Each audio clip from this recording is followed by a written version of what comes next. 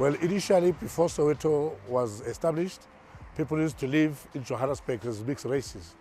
But through the government not liking to see mixed races, so they wanted to remove Africans, black Africans, away from Johannesburg because the white population was becoming overwhelmed by the blacks, so they had to move black people in 1904 and they dumped them in an area which used to be a farm in the township, and through a scapegoat because there was a disease that broke out in 1904 called the bubonic plague.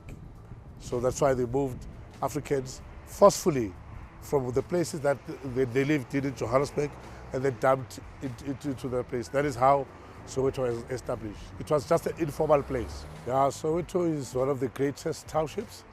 It's the biggest in Africa and it's got a very rich history of struggle history because that is where Mandela, our former president, also used to live, and we also have the current president who also lived in the township. So the history of South Africa, even Apartheid, June 16, is also traced from the township. So that's the township that played a very big role in South Africa's democracy. That is why today we have the Vilakazi Street, the only street that has two former Nobel Prize winners.